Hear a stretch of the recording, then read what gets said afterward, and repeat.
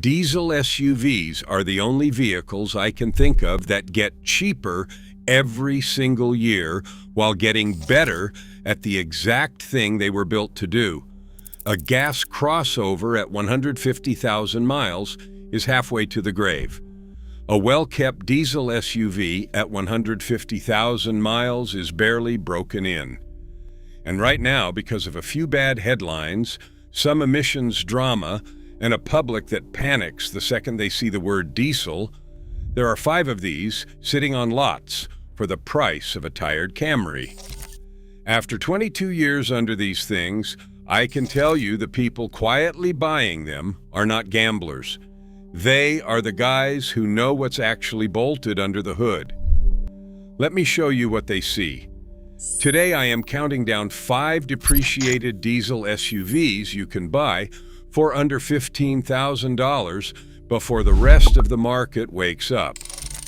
I am going deepest on number 1 because that is the one I would put my own money on tomorrow. Let's get into it. Number 5, Jeep Liberty CRD. This is the cheapest way into a real diesel SUV in America, and almost nobody remembers it exists. That's exactly why it's on this list. Jeep only sold the diesel Liberty in the United States for the 2005 and 2006 model years before emissions rules pushed it out. So we're talking about a unicorn that most buyers have never even heard of. You can find clean ones for $7,000 to $10,000 all day long, and honestly, some sell for less because the seller has no idea what they have. Under the hood is a 2.8-liter 4-cylinder built by BMW Motori, an Italian diesel house that has been making industrial and marine engines for decades. This is the same basic engine family that ended up in London, taxis and export market Jeeps all over the world. It makes torque like a little tractor. I had a customer years back who towed a small utility trailer with one of these, loaded, through hill country, and the thing just chugged along at 25 miles per gallon without breaking a sweat. He put 88,000 miles on it before he sold it, and the only thing he ever replaced was a thermostat. Now let me be straight with you because that is the whole point of this channel. This is not a Toyota. The 2.8 CRD uses a timing belt, not a chain, and that belt needs to come out around the 60,000 mile mark, along with the tensioner, idlers, and water pump. Skip that service, and you will be shopping for a new engine. These also have a reputation for finicky EGR valves and the occasional stalling issue, and because dealers here barely knew how to service them when they were new, a lot of them got misdiagnosed into the ground. So here is my checklist. First, demand timing belt records.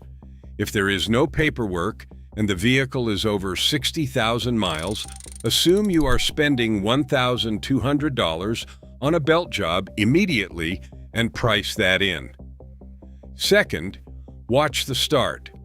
Long, lazy cranking with weak power and radiator hoses that balloon up under throttle means a head gasket or a cracked head, and on this engine that is a walk away. Third, find a diesel shop that recognizes the name BMW Motori before you buy, not after. Parts are available through specialty suppliers, but your corner mechanic will give you a blank stare. Who should buy this? The hands-on person who wants a genuinely capable, cheap, torque little 4x4 and is not afraid of a wrench. Who should skip it? Anyone who wants to drop it at the dealer for every noise. This is a quirky enthusiast's diesel, not an appliance. But buy a sorted one for $8,000 and you have the most affordable diesel SUV in the country. If number 5 is the budget gateway drug, this next one is what people graduate to. Number 4, Jeep Grand Cherokee EcoDiesel. This is the one that makes the comment section angry, so let me explain why it's on the list and exactly how to not get burned. The 2014 to 2018 Grand Cherokee EcoDiesel has depreciated harder than almost any luxury-capable SUV in America, and there's a reason. It earned a complicated reputation, and the internet has a long memory. The engine is a 3-liter V6 Co. developed by Fiat and VM Motori, and when it's running right, it's spectacular. Around 240 horsepower, but a massive 420 pound-feet of torque, real towing capability, and 28+ miles per gallon on the highway in a vehicle that can actually go off pavement. I had a customer tow a 6,000-pound camper to the mountains and back and average 22 miles per gallon loaded. You will not do that in a gas Grand Cherokee, ever. Here is the honest part. These had problems, and they were expensive problems. The EGR cooler can crack from thermal fatigue, and Jeep issued a federal safety recall covering roughly 34,000 Grand Cherokees because a cracked cooler could dump vaporized coolant into the intake and, in rare cases, start a fire. The oil cooler can leak. The CP4 high-pressure fuel pump has been known to fail, and the 2014 to 2016 trucks were caught up in a $307.5 million emissions settlement that required a mandatory software update called the Approved Emissions Modification. So why would I ever recommend it? Because every single one of those issues is now knowable and checkable, and the market has overpriced the fear.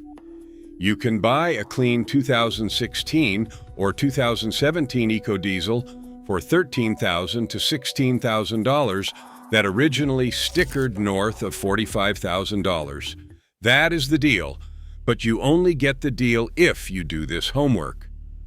1. Pull the VIN and confirm the EGR cooler recall and the emissions modification were both completed. Non-negotiable. 2.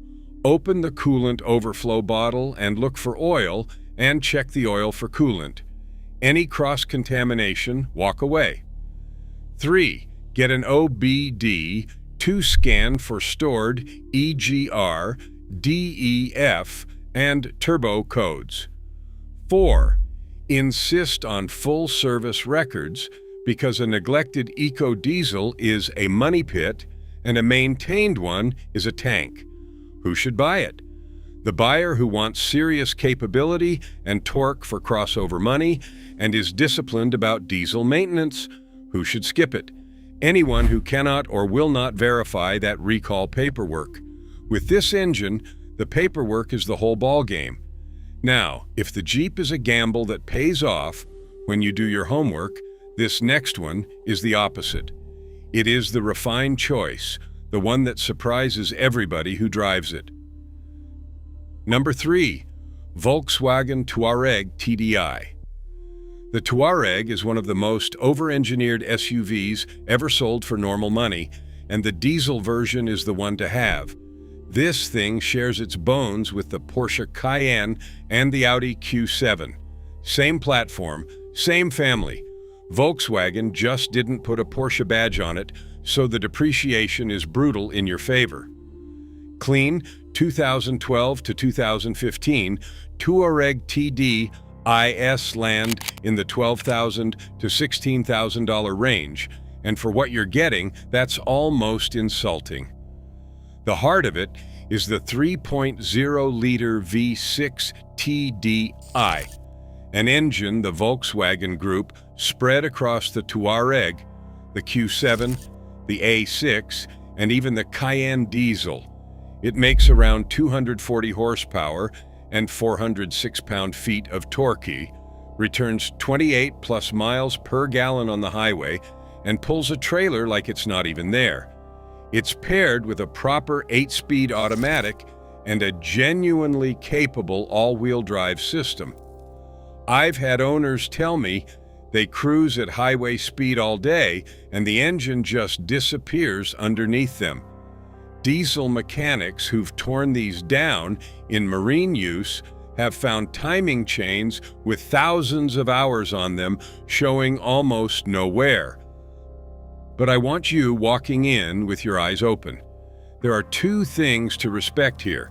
First, the timing chains, plural. They live at the back of the engine against the firewall, which means if one ever does need attention, the labor is brutal because the engine essentially has to come out.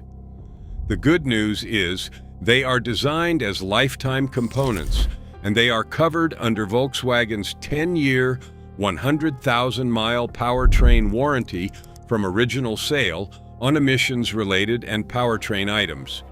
Use correct Volkswagen spec diesel oil religiously because the wrong oil is what kills these chains early. Second, the high-pressure fuel pump. When it lets go, it can be an expensive, send metal through the system event. It is not common, but it is the failure that scares people, so factor it into your risk. Inspection checklist. 1. Cold start it and listen for any rattle from the back of the engine in the first few seconds. A faint death rattle on startup is your timing chain tensioner talking, and you do not want that conversation. 2. Get the service history and confirm the correct oil spec was used. 3. Scan for codes around the mass airflow sensor and boost, because a lazy mass airflow sensor causes low-power complaints that are cheap to fix but easy to mistake for something major. 4. Check the air suspension if it is equipped. Spongy corners or a sagging stance overnight means faulty bags or a failing compressor, and that is real money. Who should buy it? Someone who wants quiet, refined German long-distance comfort with diesel range and does not mind that it is a little complex. Who should skip it? The penny pincher who will cheap out on oil. This engine punishes neglect and rewards discipline. Do it right, and you have got a Cayenne for Camry money. Speaking of doing it right, this next one is built by the company that arguably knows diesel better than anyone, and it will seat 7. Number 2, Mercedes-Benz GL 350 BlueTec. If you need 3 rows and you want a diesel, this is the move, and the depreciation here is almost comedy. A GL 350 BlueTec was a $65,000 plus luxury SUV when it was new. Today, clean 2013 to 2015 examples sell in the $13,000 to $16,000 window. You are buying a full-size, 3-row, leather-lined German luxury hauler that gets 24 to 26 miles per gallon on the highway for the price of a base economy car. And the smaller ML350 BlueTec, the 2-row version, often costs even less. Both run the OM642 Mercedes 3-liter V6 turbo diesel. This is a genuinely excellent engine. The same basic unit shows up in everything from the E-Class sedan all the way up to the Sprinter 3,500 commercial van, which should tell you everything about its durability. It makes around 240 horsepower and 455 pound-feet of torque hooked to a smooth 7-speed automatic.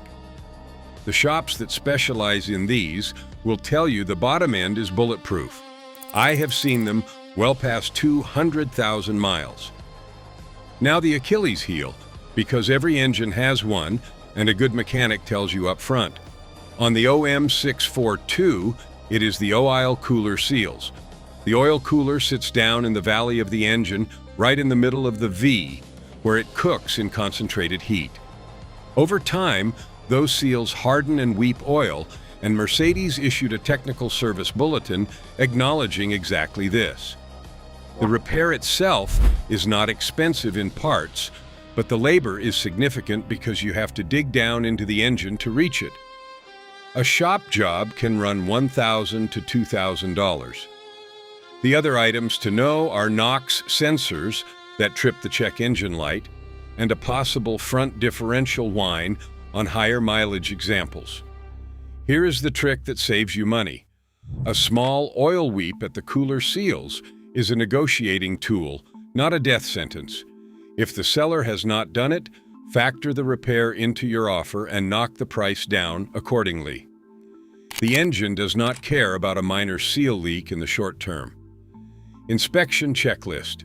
1. Look down into the center of the engine V for oil pooling and check the underside for the telltale leak. 2. Pull the VIN and confirm the BlueTec emissions modification was completed. 3. Run a code scan for NOx sensor faults. 4. On the test drive, listen for any drivetrain whine that changes with speed, which points at the front differential. 5. On the GL specifically, work the air suspension through its height settings and make sure all 4 corners respond and hold. Who should buy it? The family that needs 3 real rows, wants to do road trips on 1 tank, and likes the idea of arriving in something that still feels like a $65,000 vehicle inside. Who should skip it? Anyone allergic to the idea of a German repair bill, because when these do need work, the parts have a star on them and they are priced like it. But buy one with sorted oil cooler seals and completed paperwork, and you are driving the most luxury per dollar on this entire list. And yet it is still not my number 1. Before I tell you what is, if this kind of straight talk is useful to you, hit subscribe. I have more videos breaking down which used vehicles are actually worth your money and which ones dealers just want gone. Number 1. BMW X5 xDrive 35D. This is the one. If you handed me $15,000 today and told me to buy a diesel SUV I'd drive for the next decade, I wouldn't hesitate. The BMW X5 35D is, in my shop's experience, the closest thing to a bulletproof diesel powertrain wrapped in a luxury SUV that you can buy for this kind of money, and the market has it priced like a liability instead of the gem it is. Let me tell you why I'm this confident. The heart of the 2009 to 2013 X5 35D is the M57, a 3-liter twin turbocharged inline-6 diesel that BMW spent years refining across the 3 Series, the 5 Series, and the X5. Among diesel people, the M57 has reached near legendary status. It makes 265 horsepower and a thumping 425 pound-feet of torque. It will return 26 to 31 miles per gallon on the highway in a vehicle this size, and it will do it for 250,000 plus miles when it's looked after. The 2014 to 2018 F15 generation switched to the updated N57 paired with the superb ZF8 speed automatic, and that's an excellent combination too. Either one is a winner. And here's a detail almost nobody knows. During the entire Volkswagen diesel emissions scandal, the BMW X5 35D diesel was actually held up as an example of a clean, compliant diesel that did things the right way. So while the public was busy tarring every diesel with the same brush and tanking resale values across the board, the X5 35D was sitting there with a clean conscience and a falling price tag. That's the inefficiency you exploit. The numbers will make you blink. The average sale price for X5 35DI models from 2009 to 2013 sits right around $14,000. A clean 2011 with mid 80,000 miles can be found around $12,500. Even cleaner 2014 examples land near $15,000. When this SUV was new, it stickered north of $60,000 fully loaded. You are getting 75% of a vehicle's life for about 20% of its original price with the good engine. Now, I'm not going to pretend it is perfect, because nothing is, and you came here for the truth. The thing to know about the M57 is the intake. These engines have swirl flaps in the intake manifold, and they are prone to carbon buildup. On the older BMW diesels of the early 2000s, those flaps were infamous for breaking off and getting sucked into the engine. The good news is the later design in the US market 35D is far less of a grenade than those early ones, but on a high-mileage example, the smart, common preventive move is a swirl flap delete, which a diesel-savvy shop does for a few $100s and gives you peace of mind for life. Beyond that, plan on a crankshaft position sensor if it has never been done past 100,000 miles, because a weak one causes random low-power episodes. Budget for an intake clean to clear carbon if it has been a city car. None of these are catastrophic. They are maintenance and they are cheap insurance. Inspection checklist, and this is the important one. Buy the maintenance history, not the car. A documented X5 35D with receipts is worth twice a mystery one. Cold start it. Watch for excessive smoke and listen for a smooth idle.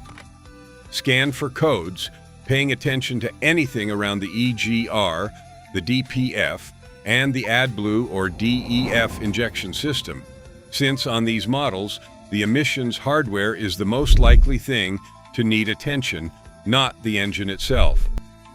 On the test drive, get it up to highway speed. Confirm a strong, smooth pull with no hesitation and no warning lights settling in once it is warm. Ask whether the swirl flaps have already been deleted. If yes, that is a green flag from a knowledgeable previous owner. If no, just price it in. Who should buy it? The person who wants it all in one vehicle. Real luxury, genuine driving enjoyment, a diesel that will cruise at 80 miles per hour all day, getting 30 miles per gallon, and a powertrain with a reputation for going the distance. The hands-on owner, or the one with a good independent BMW or diesel shop on speed dial, gets the most out of this. Who should skip it? If your plan is to ignore it, drive it into the ground, and never open the hood, buy something Japanese and gas-powered, because a neglected German diesel will humble you. But treat it with basic respect, and the X5 35D will quietly outlast vehicles that cost 3 times as much. Here is my final take. The M57 X5 35D is the single best dollars per capability diesel SUV on the used market right now.